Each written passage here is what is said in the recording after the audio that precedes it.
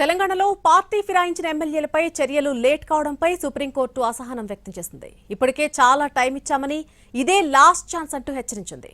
తీసుకున్న చర్యలేంటో 2 వారాల్లోగా వివరించాలని సూచించింది court. Party ఫిరాయించిన ఎమ్మెల్యేలపై నిర్ణయం తీసుకునేందుకు తెలంగాణ అసెంబ్లీ స్పీకర్ కు చివరి అవకాశం ఇచ్చింది సుప్రీంకోర్టు.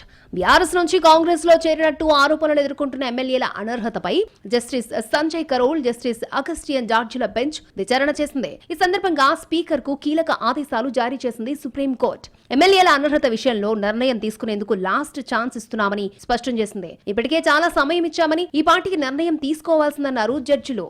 ఇప్పటికే స్పీకర్ 7 పిటిషన్స్ పై నిర్ణయం తీసుకున్నారని సుప్రీంకోర్టుకు తెలిపారు ప్రభుత్వ తరపు లాయర్. స్పీకర్ కంటి ఆపరేషన్ చేయించుకున్నారని, మరోవైపు అసెంబ్లీ సెక్రటరీ జనరల్ గా కొత్త వారు నియామకమైనట్లుగా కోర్టుకు వివరించారు. 3 నెలల్లో అనర్హత పిటిషన్లపై నిర్ణయం తీసుకోవాల్సిన స్పీకర్ లేట్ చేస్తున్నారని బీఆర్ఎస్ తరపు లాయర్ ఆరోపించారు. పదే పదే గడువు కోరుతున్నారంటూ అభ్యంతరం వ్యక్తం చేశారు. ఇరువైపులా వాదనలు విన్న సుప్రీంకోర్టు కీలక ఆదేశాలు జారీ చేసింది. మిగతా 3 ఎమ్మెల్యేలపై వీలైనంత త్వరగా నిర్ణయం తీసుకోవాలని సూచించింది.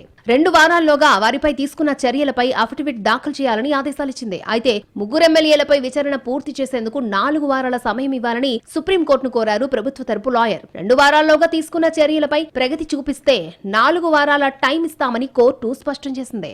విచారణను 2 వారాలకు వాయిదా వేసింది సుప్రీంకోర్టు. ఈ 2 వారాల్లో స్పీకర్ ఎలాంటి చర్యలు తీసుకుంటారనేది ఆసక్తికరంగా మారింది.